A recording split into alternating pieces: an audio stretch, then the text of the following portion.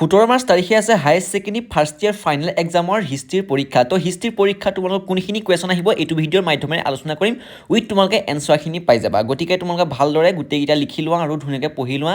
ইয়াৰ পৰা তোমালোকে ধুনীয়াকৈ গোটেই ফুল মাৰ্কছ পাই যাবা। আৰু নতুনকৈ চেনেলটো ছাবস্ক্ৰাইব কৰি নটিফিকেশ্যন বেলটো অলপ ক্লিক কৰি দিবা, যাতে এনেকুৱা ধৰণৰ ইম্পৰ্টেণ্ট ভিডিঅ'সমূহ তোমালোকৰ মাজত পাই থাকে। মই পৰীক্ষাৰ আগত তোমালোকৰ বাবে এনেকুৱা ধৰণৰ ইম্পৰ্টেণ্ট ভিডিঅ' বনাই থাকোঁ। আৰু আমাৰ হোৱাটছআপ চেনেলত জইন হ'ব, ডিছক্ৰিপশ্যনৰ লিংক আছে, তাত জইন হ'লে আমি কিছুমান লেটেষ্ট চিক্ৰেটলি তোমালোকক কুৱেশ্যন এনচাৰ আলোচনা কৰোঁ। আৰু তোমালোকে এতিয়া ধুনীয়াকৈ লিখি লোৱা, লেটছ গো। তো মৰমৰ ষ্টুডেণ্টছ, তোমালোকে চাবা প্ৰথমতে MCQ কেইটা তোমালোকে ক্লিয়াৰ কৰি লোৱা, যিহেতু MCQ কেইটা তোমালোকে ডাইৰেক্ট 1 নম্বৰ পাই যাবা। লং কুৱেশ্যনতকৈ MCQ তোমালোকে নম্বৰ বঢ়াবলৈ বহুত ভাল হয়। গতিকে MCQ কেইটা তোমালোকে ডাইৰেক্ট 1 নম্বৰ পাই যাবা। তো এইকেইটা MCQ তোমালোকৰ পৰীক্ষাত আহিব। তো প্ৰথমটো আহিলে হোম শব্দটো ক'ৰ পৰা আহিছে। তোমালোকে এটা কথা ক'বা, মই যিখিনি MCQ কৈ যাম তোমালোকে কিমানটা শুদ্ধ কৰিব পাৰিলা তোমালোকে মোক কমেণ্ট বক্সত জনাবা। তো চাবা হোম শব্দটো ক'ৰ পৰা আহিছে। ক আছে ব্ৰিটিছ ভাষাৰ পৰা, খ আছে জাৰ্মান ভাষাৰ পৰা, গ আছে গ্ৰীক ভাষাৰ পৰা আৰু ঘ আছে লেটিন ভাষাৰ পৰা। তো শুদ্ধ উত্তৰটো হৈছে অপশ্যন ঘ, লেটিন ভাষাৰ পৰাটো ইয়াৰ শুদ্ধ উত্তৰ। এইটো তোমালোকৰ পৰীক্ষাত আহিলে লিখিবা ডাইৰেক্ট লেটিন ভাষাৰ পৰা, পৰীক্ষাত এইটো আহিব। তুষাৰ যুগ কেতিয়া আৰম্ভ হৈছিলে। তো ক আছে 2.5, খ আছে 3.5 নিযুত, গ আছে 1.5 নিযুত বছৰ পূৰ্বে আৰু ঘ আছে কি 4.5 নিযুত বছৰ পূৰ্বে। তো শুদ্ধ উত্তৰটো হৈছে অপশ্যন ক, 2.5 নিযুত বছৰ পূৰ্বেটো ইয়াৰ শুদ্ধ উত্তৰ। তুষাৰ যুগ আৰম্ভ হৈছিলে 2.5 নিযুত বছৰ পূৰ্বে। নেক্সট কুৱেশ্যনটো আহিলে অষ্টালপিথেকাছ আৰু হোম নামৰ জীৱাশ্ম দুবিধৰ মাজৰ পাৰ্থক্য কি। এইটো তোমাৰ পৰীক্ষাত আহিব। তো ক আছে অষ্টালপিথেকাতকৈ হোমৰ হাত ডাঙৰ, খ আছে অষ্টালপিথেকাতকৈ হোমৰ শৰীৰ সৰু আৰু গ আছে অষ্টালপিথেকতকৈ হোমৰ মগজু ডাঙৰ আৰু ঘ আছিলে অষ্টালপিথেকাতকৈ হোমৰ ভৰি সৰু। তো শুদ্ধ হৈছে অপশ্যন গ ইজ দ্য কাৰেক্ট এনচাৰ, অষ্টালপিথেকাতকৈ হোমৰ মগজু ডাঙৰ। ঠিক আছে। তো তোমালোকে ডাইৰেক্ট গ নম্বৰ অপশ্যনটো চাবা, গ নম্বৰ অপশ্যনটো ইয়াৰ শুদ্ধ উত্তৰ। তাৰ পাছৰ কুৱেশ্যনটো আহিলে নেক্সট কুৱেশ্যনটো এটা অতিকৈ মষ্ট ইম্পৰ্টেণ্ট কুৱেশ্যন। তোমালোকৰ লং কুৱেশ্যনখিনিও আলোচনা কৰিম, তোমালোকে প্ৰথমতে MCQ কেইটা ক্লিয়াৰ কৰি লোৱা। LBS লিকিৰ উল্লেখযোগ্য গ্ৰন্থখনৰ নাম উল্লেখ কৰা। ক আছে মানৱ আৱিষ্কাৰ, খ আছে পৃথিৱীত প্ৰাচীনতম মানৱৰ আৱিষ্কাৰ, গ আছে পৃথিৱীত মানৱৰ আৱিষ্কাৰ আৰু ঘ আছে প্ৰাচীনতম মানৱৰ আৱিষ্কাৰ। তো শুদ্ধ উত্তৰটো হৈছে অপশ্যন খ, পৃথিৱীত প্ৰাচীনতম মানৱৰ আৱিষ্কাৰটো ইয়াৰ শুদ্ধ উত্তৰ। তাৰ পাছৰ কুৱেশ্যনটো আহিলে মেৰী আৰু লুই লিকি কোন আছিলে। তো অপশ্যন ক আছে প্ৰসিদ্ধ সমাজতত্ত্ববিদ, খ আছে প্ৰসিদ্ধ জীৱতত্ত্ববিদ, গ আছে প্ৰসিদ্ধ বিজ্ঞান তত্ত্ববিদ আৰু ঘ আছে প্ৰসিদ্ধ পুৰাতত্ত্ববিদ আছিলে। তো শুদ্ধ উত্তৰটো হৈছে অপশ্যন গ ইজ দ্য কাৰেক্ট এনচাৰ, প্ৰসিদ্ধ পুৰাতত্ত্ববিদ আছিল। এইটো কুৱেশ্যন ক্লিয়াৰ। তাৰপাছত কুৱেশ্যনটো চাবা হমিন ইড কোন প্ৰজাতি বুজাইছিল। তো ক আছে বান্দৰ প্ৰজাতি, এইটোৱে ডাইৰেক্ট শুদ্ধ উত্তৰ। তোমালোকে চাই ল'বা অপশ্যন কটো ইয়াৰ শুদ্ধ উত্তৰ, বান্দৰ প্ৰজাতিটো ইয়াৰ শুদ্ধ উত্তৰ। তোমালোকে যদি এইটো আগতেই জানিছিলা তোমালোকে কমেণ্ট বক্সত জনাবা। তাৰ পাছৰ কুৱেশ্যনটো আহিলে মেছোপটেমিয়া সকলৰ প্ৰধান চন্দ্ৰ দেৱতা উপাস্য দেৱতা কোন আছিলে। অপশ্যন ক আছে শ্ৰীকৃষ্ণ, অপশ্যন খ আছে বিষ্ণু, গ আছে শিৱ আৰু ঘ আছে উৰ। তো শুদ্ধ হৈছে অপশ্যন ঘ ইজ দ্য কাৰেক্ট এনচাৰ, উৰটো ইয়াৰ শুদ্ধ উত্তৰ। মেছোপটেমিয়া সকলৰ প্ৰধান প্ৰেমৰ দেৱী উপাস্য দেৱতা কোন আছিলে। প্ৰতিটো পাঠৰ MCQ আছে, প্ৰথমতে এইটো পাঠৰ তোমালোকে ক্লিয়াৰ কৰি লোৱা। ক আছে দুৰ্গা, খ আছে ইনান্না, গ আছে লক্ষ্মী, ঘ আছে সৰস্বতী। তো শুদ্ধ হৈছে অপশ্যন খ, ইনান্নাটো ইয়াৰ শুদ্ধ উত্তৰ। ব্ৰঞ্জৰ যুগ বুলিলে কাক বুজা যায় বা ব্ৰঞ্জৰ যুগ বুলিলে কাক কোৱা হয়। ক আছে মেছোপটেমিয়াক, খ আছে সজ্জাসকলক, গ আছে পাইমেটসকলক আৰু ঘ আছে হোমিনিডাবিলাকক। তো শুদ্ধ হৈছে অপশ্যন ক ইজ দ্য কাৰেক্ট এনচাৰ, মেছোপটেমিয়াকটো ইয়াৰ শুদ্ধ উত্তৰ। পাছৰ কুৱেশ্যনটোলৈ আমি আগবাঢ়িছোঁ, কেতিয়া মাটিৰ ফলিৰ ব্যৱহাৰ হৈছিলে। কেতিয়া মাটি ফলিৰ ব্যৱহাৰ হৈছিলে। ক আছে আনুমানিক 310 খ্ৰীষ্টাব্দৰ পূৰ্বৰ পৰা, খ আছে আনুমানিক 320, গ আছে আনুমানিক 330, আনুমানিক 340। তো শুদ্ধ কোনটো তোমালোকে চাই ল'বা। অপশ্যন যিটো তোমালোকৰ খ আছে আনুমানিক 320 খ্ৰীষ্টাব্দ পূৰ্বৰ পৰা তোমালোকৰ এইটো ষ্টাৰ্ট হৈছিলে। ঠিক আছে, ব্যৱহাৰ হৈছিলে। পাছৰ কুৱেশ্যনটো আহিলে চুমেৰীয়া ভাষাই কেতিয়াৰ পৰা সম্পূৰ্ণ বিকাশ লাভ কৰিছিলে।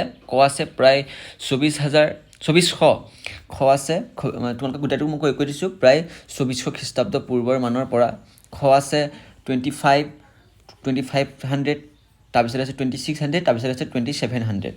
তো শুদ্ধ হৈছে অপশ্যন 2600 খ্ৰীষ্টাব্দৰ মানৰ পৰাটো ইয়াৰ শুদ্ধ উত্তৰ, 2600 মানৰ পৰা শুদ্ধ উত্তৰ। তাৰ পাছৰ কুৱেশ্যনটো আহিলে এছিৰিয়সকলৰ ভাষা কি আছিলে।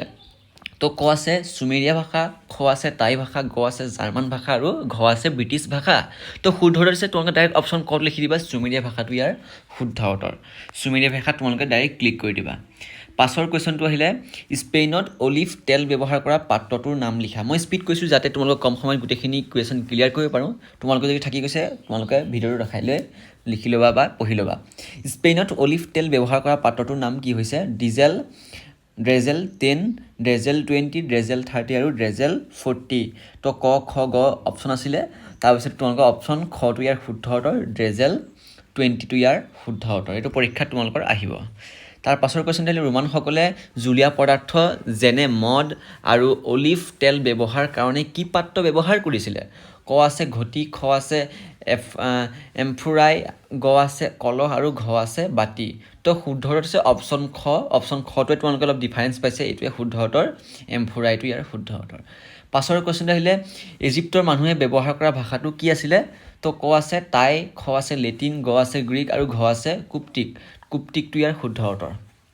কুপ্তিকটো ইজিপ্তৰ মানুহসকলে কি হৈছিলে ব্যৱহাৰ কৰিছিলে এইটো ভাষা ব্যৱহাৰ কৰিছিলে কোনটো কুপ্তিক পাছৰ কুৱেশ্যনটো চাবা তোমালোকে মোগলসকলৰ বাগদাদ দখল কেতিয়া হৈছিলে মোগলসকলৰ তো 1236 খ্ৰীষ্টাব্দ 1467 1435 আৰু 1258 খ্ৰীষ্টাব্দত তোমালোকৰ অপশ্যন ক খ গ আছে আৰু ঘ আছে তো শুদ্ধ হৈছে অপশ্যন ঘ 1258 খ্ৰীষ্টাব্দটো ইয়াৰ শুদ্ধ উত্তৰ মোগলসকলৰ বাগদাদ দখল কেতিয়া হৈছিলে তো 1258 খ্ৰীষ্টাব্দত পাছৰ কুৱেশ্যনটো আহিলে বাগদাদ ৰাজধানী পৰিণত হৈছিলে তোমালোকে চাবা অপশ্যন এটা ক খ গ ঘ আছে ডাইৰেক্ট এনচাৰটো কৈ দিছোঁ অপশ্যন ক ইজ দ্য কাৰেক্ট এনচাৰ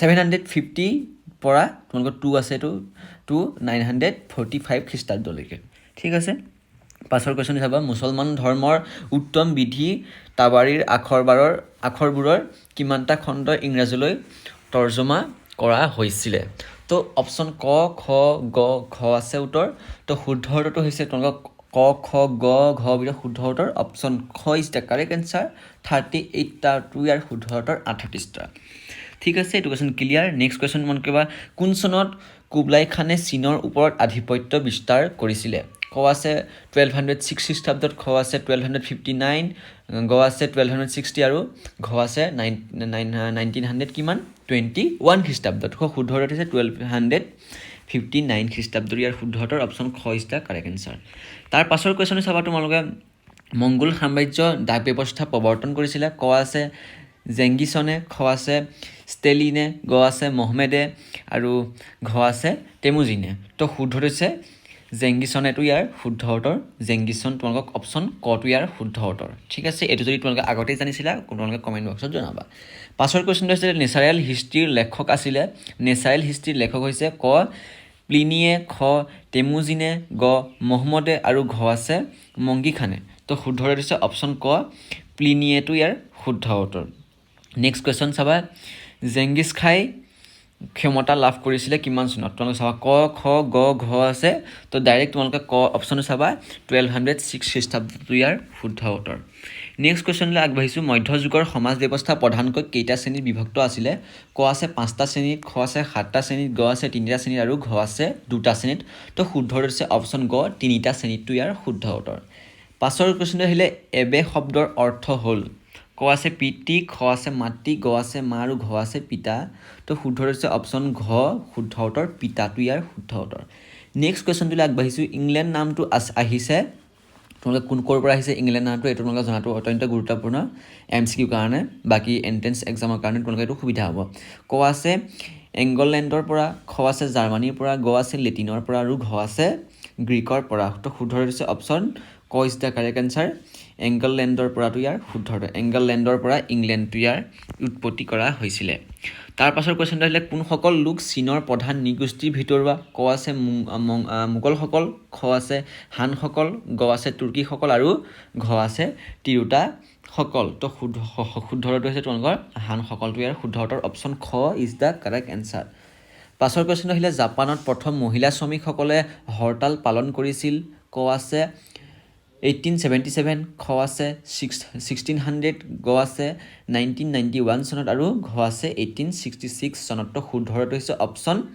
ঘটো ইয়াৰ শুদ্ধ উত্তৰ 1866 চনতটো ইয়াৰ শুদ্ধ উত্তৰ পাছৰ কুৱেশ্যনটো আহিলে জাপান ভ্ৰমণ কৰা প্ৰথম আমেৰিকান বিষয়াজন আছিলে বিষয়াজন আছিল কিমান চনত তো ক আছে 1842 1853 1749 আৰু 1905 তো শুদ্ধ উত্তৰ হৈছে অপশ্যন খটো ইয়াৰ শুদ্ধ উত্তৰ 1853টো ইয়াৰ শুদ্ধ উত্তৰ তো মৰমৰ ছাত্ৰ ছাত্ৰীসকল তোমালোকক এইটা MCQ ক্লিয়াৰ কৰা হৈছে হিষ্ট্ৰীৰ আৰু MCQ ভিডিঅ' তোমালোকক হিষ্ট্ৰী নিদিওঁ নেক্সট তোমালোকক যিটো পাৰ্ট আহিব সেই পাৰ্টটোত লং কুৱেশ্যনখিনি দিম আৰু 2 নম্বৰ 3 নম্বৰ সকলো 2 নম্বৰ 3 নম্বৰ 4 নম্বৰ 5 নম্বৰ যিমানখিনি তোমালোকৰ আছে লিখা কুৱেশ্যন সেইখিনি তোমালোকক নেক্সট ভিডিঅ'টো দিম গতিকে নেক্সট ভিডিঅ'টো পাবৰ কাৰণে তোমালোকে চেনেলটো ছাবস্ক্ৰাইব কৰি নটিফিকেশ্যন বেলটো অলত ক্লিক কৰি দিয়া যাতে এনেকুৱা ধৰণৰ ইম্পৰ্টেণ্ট ভিডিঅ'সমূহ তোমালোকে পাই থকা পৰীক্ষাৰ আগত মই তোমালোকৰ বাবে এনেকুৱা ধৰণৰ ইম্পৰ্টেণ্ট ভিডিঅ' লৈ আহোঁ আৰু নিজৰ বন্ধু বান্ধৱীক তোমালোকে শ্বেয়াৰ কৰি দিবা যাতে তোমালোকৰ লগতে তেওঁলোকেও উপকৃত হয় তেওঁলোকেও 80+ টাৰ্গেট লয় হিষ্ট্ৰীত তো আজি ভিডিঅ'টো ইমানেই তোমালোকে এইকেইটা ভালদৰে পঢ়িবা আৰু এক্সামটো ভালকৈ দিবা